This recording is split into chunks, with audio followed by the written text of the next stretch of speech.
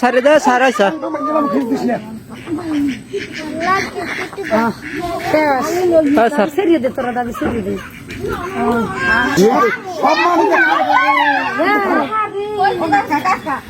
পেশাব করে দিছে।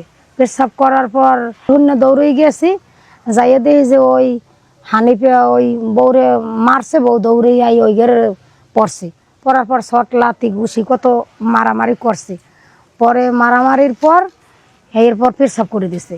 পেশাব করার পর এই প্রসাব করার পর পরে এই আমার ভাইয়ের বউয়েরা গেছে, আমার ভাই ওই ধরতে গেছে, ধাক্কা দিয়ে ফালাই দিছে। আমার স্বামী গেছে, ধাক্কা দিয়ে ফালাই দিছে।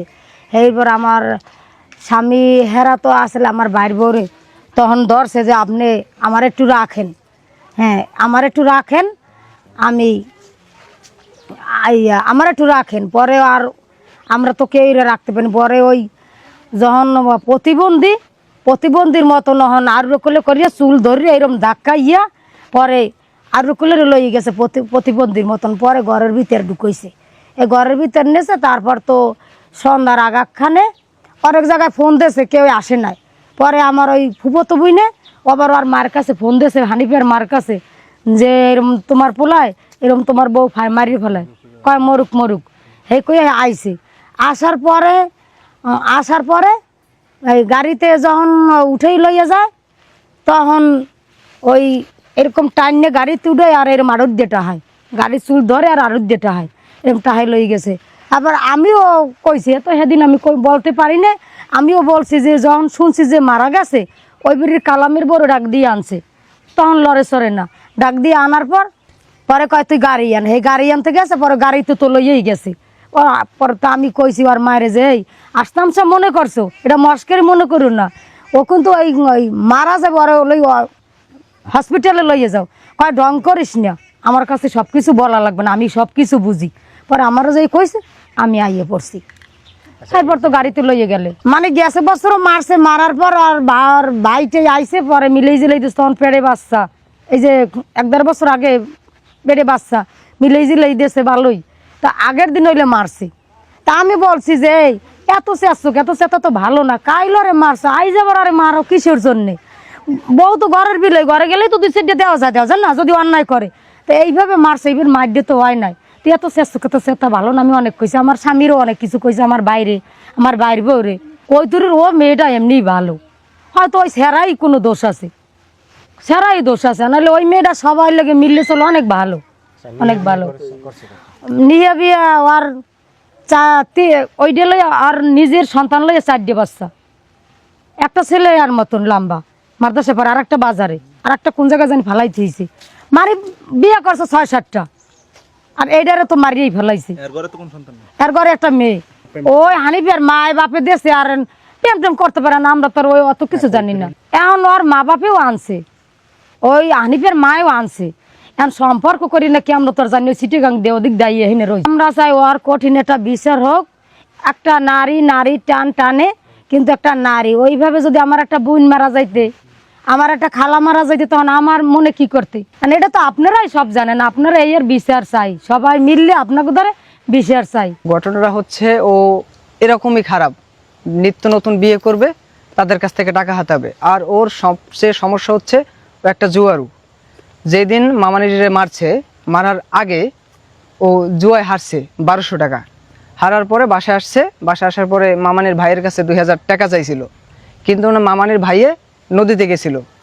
যাওয়ার পরে মামানির কাছেও নাকি টাকা ছিল, মামা আমার যেটা বলছে, কিন্তু টাকা দেয় না। টাকা দেওয়ার পরে থাপ্পড় দেওয়ার পরেও রাস্তায় আসার পর আমার সাথে দেখা হয়।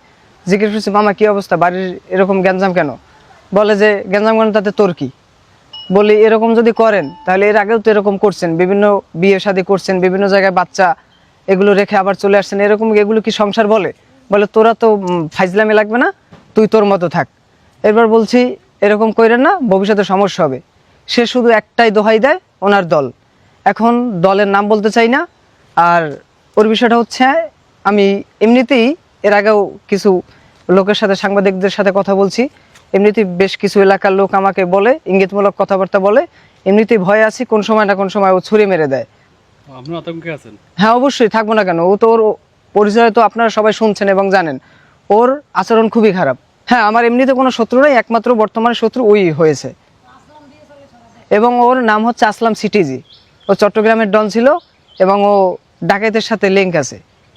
বরগুনা রাজু নামে এক পার্টির সাথে আমাকে দিতে চাইছিল, তখন আমি খুব অবস্থা কাজকাম করছিলাম না, আমিও জুয়া আসক্ত হয়ে পড়ছিলাম। এখন আল্লাহর রহমতে সবার দোয়ায় ঠিক হয়ে গেছি। আর ও এখন পর্যন্ত ঠিক হয় নাই, সম্ভবত ওর স্থান বরগুনাতেই আছে। আমি কীভাবে, ওর সাথে আমি একসাথে বাজার থেকে আসছি, ও জুয়া হারার পরে একসাথে আসছি। আসার পরে আমি কইছিলাম মামা এগুলো আর বাদ দেন, ওরা নতুন নতুন দিবে তারপর খেয়ে নেবে। আমি বাসায় গেছি, বাসার ঘরে খাওয়া দাওয়া শেষ করে এমনিতে শুইছি। শোয়ার পরে দেখছি যে চিল্লাচিল্লি পরে আমি রাস্তায় আসলাম। রাস্তায় আসার পরে আমার মামা নিয়ে, আমার মামা, আমার আব্বু সবাই এখন উপস্থিত ছিল। দেখলাম ও প্রথমে আমার মামানি শুয়ে আছে আর ভূমি অবস্থায় শুয়ে আছে। এরপরে মামানির তুলে একটা আছাড় দিছে, গাছের মুড়ো ছিল, আছাড় দেওয়ার পরে ওখানে মুতে দেওয়ার পরে আবারও তুলে নিয়ে ঘরের ভিতরে নিছে। ঘরের ভিতরে নেওয়ার পর কি হয়েছে না হয়েছে জানি না, আমি ও ধরতে গেছিলাম, সে কোনো বাধা মানে না।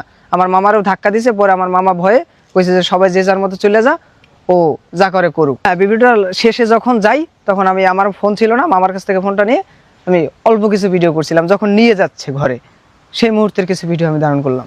হ্যাঁ, আসামি গ্রেপ্তারের জন্য আমরা তৎপরতা চালাইতেছি। আমরা আমাদের যতগুলো আছে মানে কৌশল আছে, সেগুলো আমরা সব অবলম্বন যত দ্রুত করা যায় তাকে আমরা আইনের আওতায় আনবো। আর ভিডিও যেটা ভাইরাল হয়েছে, এটা আসলে আমরা প্রথম দিকে আমাদের কাছে কেউ আসে নাই, অনেক পরে আসছে। গতকাল, আজকে 27 নয়, এটা গতকাল ভাইরাল হয়েছে ভিডিওটা। তো আমরা ভিডিওটার বিষয়ে দেখতেছি এবং কেউ যদি তাদেরকে হুমকি দামকি দিয়ে থাকে সেটাও আমরা দেখতেছি।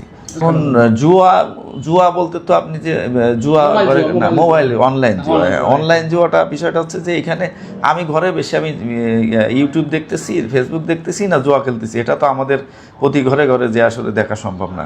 তো ওইরকম যদি হয়ে থাকে ওটা আমরা খতিয়ে দেখতেছি এবং আমরা আইনগত ব্যবস্থা নিব তাদের বিরুদ্ধে যদি জুয়ার